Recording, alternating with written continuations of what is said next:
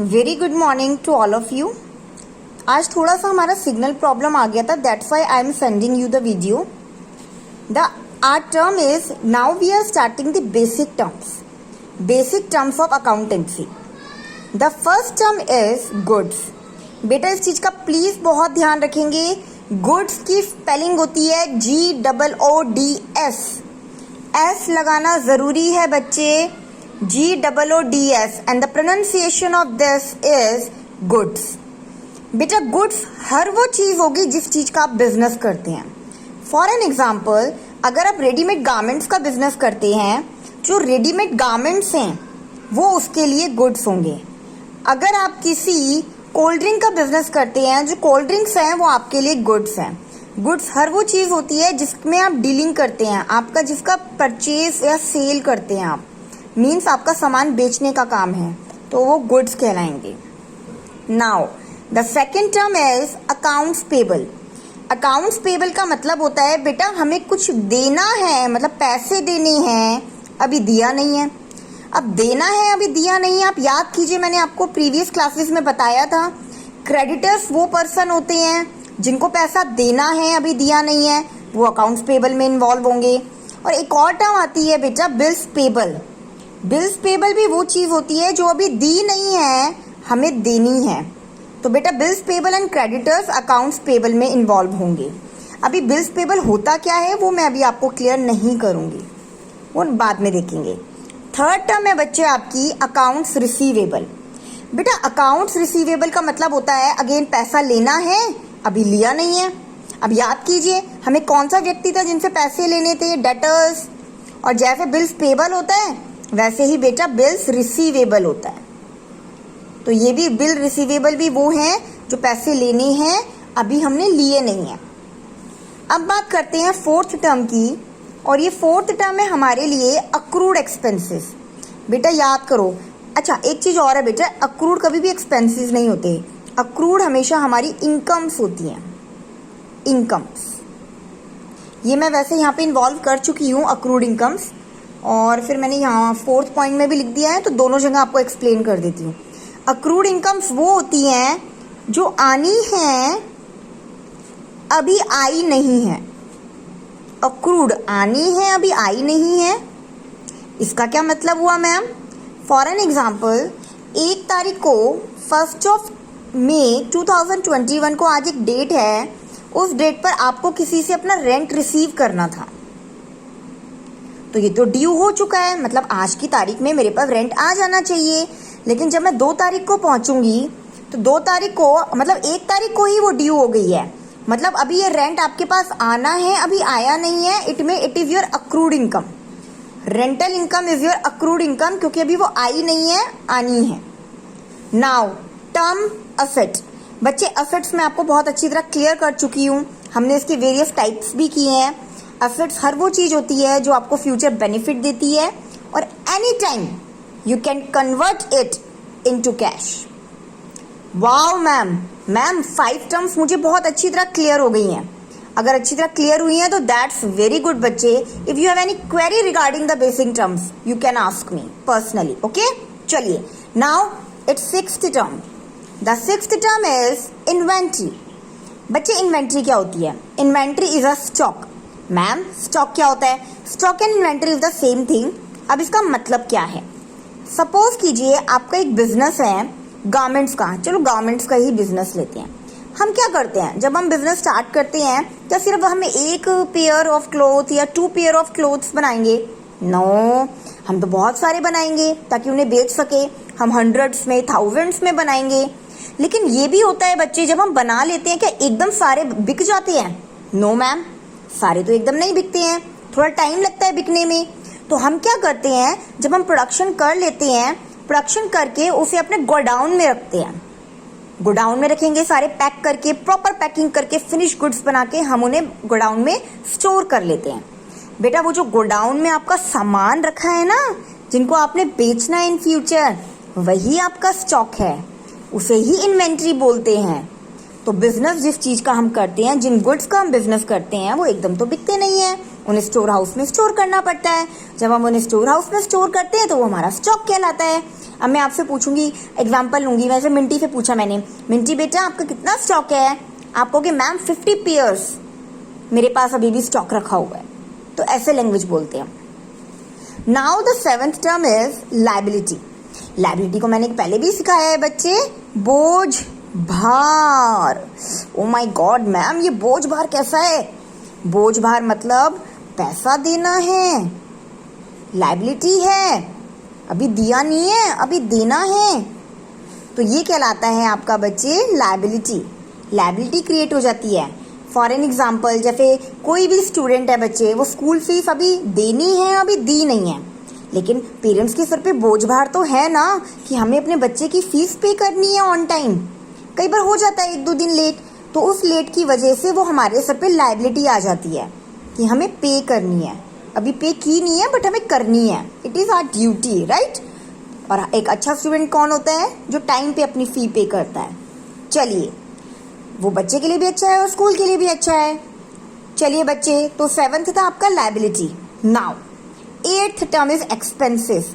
बच्चे वैसे एक्सपेंसेस को आप जनरल टर्म में अपनी रियल लाइफ में खर्चा बोलते हैं। जैसे आपके क्या क्या खर्चे हैं? आप अपने कपड़े लेकर आते हैं, आप खाने का सामान लाते हैं, आप स्कूल फी, ट्यूशन फी पे करते हैं, आप जो रेंट पे रहते हैं बच्चे, वो रेंट पे करते हैं। ये सब आपके लिए एक्सपेंसेस हैं।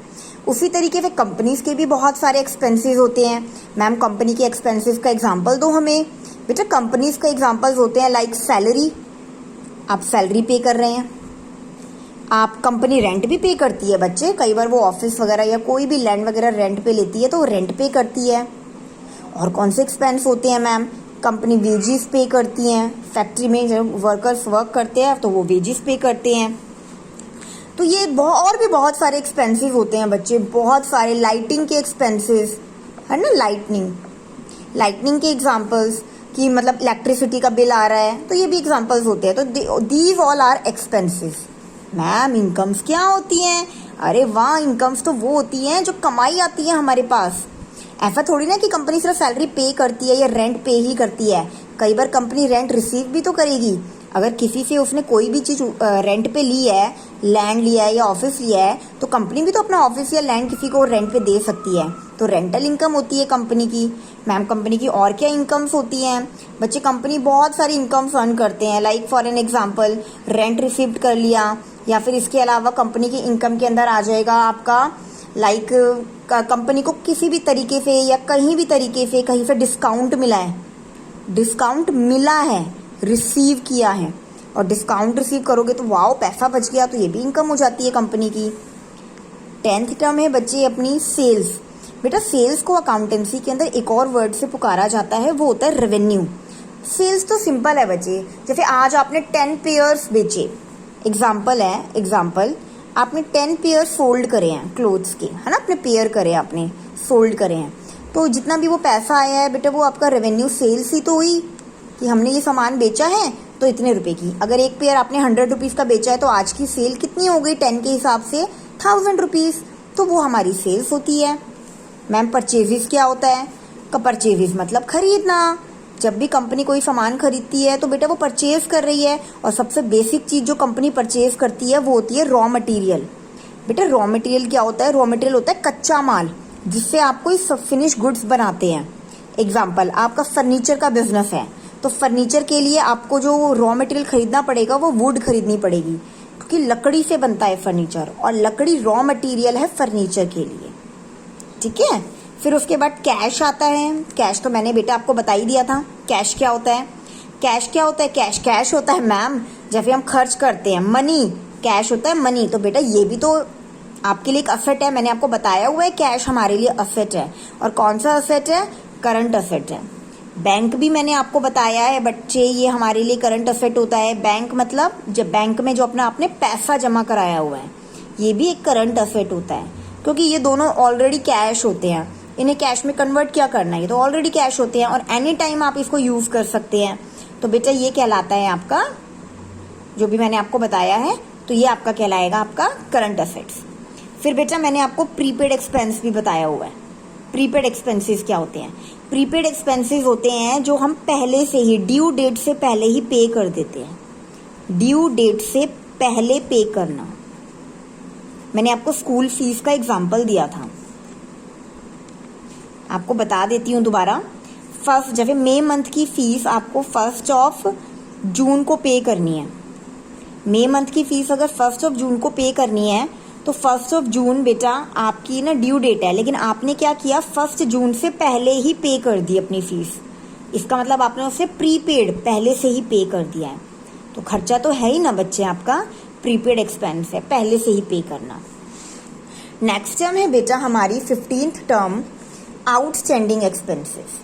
बेटा आउटस्टैंडिंग एक्सपेंसेस होते हैं जो अभी पे करने हैं, ये मैंने आपको बताया हुआ है, अभी किए नहीं है, अभी किए नहीं है।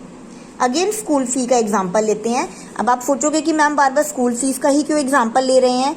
बेटा ये रियल लाइफ होती है, जितने एग्जाम्पल्स हम अपनी रियल लाइफ से कनेक्ट करेंगे आपको चीज़ें उतनी ही ज़्यादा क्लियर होंगी, क्योंकि वो आप सामने फेस करते हैं। जैसे आपने ये एग्जाम्पल लिया प्रीपेड एक्सपेंस, मैंने कहा था 1 जून को आपको फीस पे करनी थी, बट आपने तो 1 जून से पहले कर दी, तो इसका मतलब आपने प्रीपेड कर दी, पहले से ही पे कर दी। आउटस्टैंडिंग एक्सपेंस होता है कि आपको पे करनी थी 1 जून को, बट आपने क्या किया, 1 जून को पे नहीं करी, 2 जून आ गई, 3 जून आ गई, 4 जून आ गई, तब भी पे नहीं करी। तो क्या इन डेट्स को ये प्रीपेड होगी? नहीं, ये होगी आउटस्टैंडिंग, कि अभी हमने पे करनी है, अभी पे की नहीं है, ध्यान रखिएगा। 16th टर्म आती है आपकी अक्रूड इनकम। मैं पहले भी बता चुकी हूँ आपको, अक्रूड इनकम वो इनकम होती है जो अभी आनी है, आई नहीं है, तो हम आने का वेट करेंगे। तो जब ड्यू डेट आ जाती है उसके बाद से वो हमारे लिए अक्रूड हो जाती है। कैपिटल आपको बता चुकी हूँ, जब भी हम कोई बिजनेस स्टार्ट करते हैं, स्टार्ट करते हुए जो भी चीज़ हम इन्वॉल्व करते हैं बिजनेस में स्टार्टअप करने के लिए, वो कैपिटल होती है। और मैंने आपको ये भी क्लियर किया था कि कैपिटल बेटा, कैपिटल ओनली कैश में हो ये ज़रूरी नहीं है।